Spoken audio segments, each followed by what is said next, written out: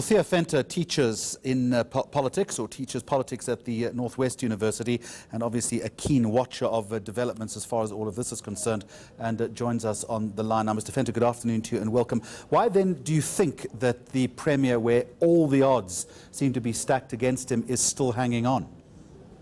Well, it's fascinating. I haven't seen this kind of almost political theatrics in a very long time. What is well known is that when you're under big pressure, and we've seen this with Zuma in the end game the last 4 or 5 days and a few others, it is as if there is almost an irrational pushback in terms of not allowing what everybody knows will happen.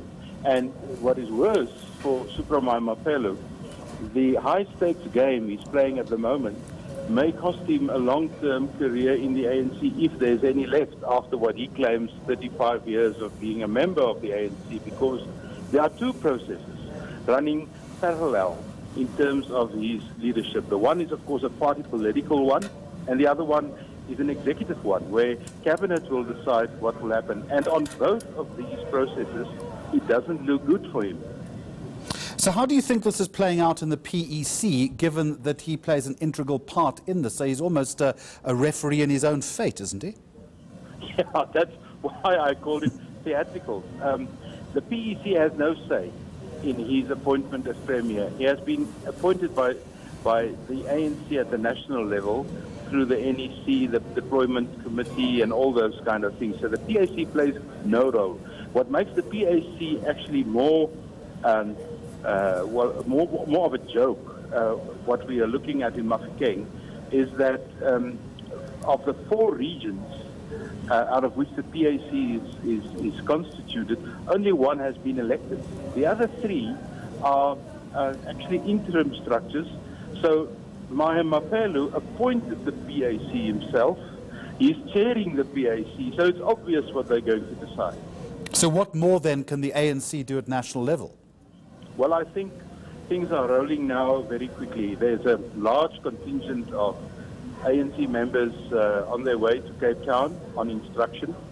I think the government investigation under Dlamini Zuma, the minister in the presidency, is going to bring out a scathing report that health has actually further moved backwards, and it is totally dysfunctional in terms of hospitals. Local government, of the 22 structures in the province, none is financially viable at the moment.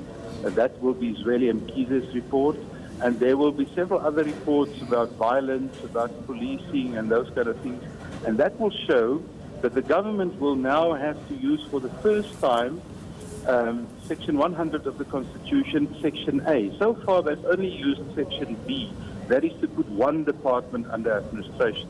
They've resisted from Section A, where you actually put the whole province under administration. I think with today, that is where government is moving. And if government moves in that direction, then the ANC as political party, that's the other parallel process, will definitely also act against the leadership of Mahumapelo. All right, it raises a couple of questions. The first is, we know and we've seen visually today that he still commands a substantial rump of party support within the province itself. What happens if he just goes rogue and simply refuses to vacate his office? Well, I think he's already doing that. It's my information that he had a deadline by about midnight last night to vacate his office, and if he's not doing that, then he's basically firing himself. That's the kind of terms that they're using. And we've seen, although this is not your question, but we've seen that Cyril Ramaphosa losing his temper in Parliament, which is something I've never seen him doing, and poor John Steenhuisen had to deal with it. I think that was part of the stress he's under due to the Northwest, if you ask me, at a personal level. And I think he's just asking for more trouble. And of course there's this notion that he may form his own party, or even together with Zuma, they may form a party. I don't think that's even possible. The history of breakaways in the ANC is so poor. Looking from the UDM right through to Coke, even the EFF can be regarded as a breakaway. Given that we are in the early stages then of an election cycle ahead of next year, where is the risk for Ramaphosa in not acting more decisively? Yeah, that is a very good point. because at the second process, the party political one in the ANC, I think there's also a report surfacing that claims that the Northwest is not prepared for next year's election. They haven't done things. The structure of the branches, which Supra calls as his support, is non-functional. And I think that is something that Ramaphosa will have to look at very, very carefully, because what's happening at the moment, and we only have to use one indicator, and that's the level of service delivery processes, almost as an indicator of unhappiness at ground level. And we know, although next year is a national election, local government election issues and national election issues over the last, I would say, 10 years have kind of merged together. You can't distinguish the two anymore. Just a final question. Could you take a stab, Theo Venter, at explaining to Newsday's viewers why Supra Mahumapelo is so entrenched and so powerful?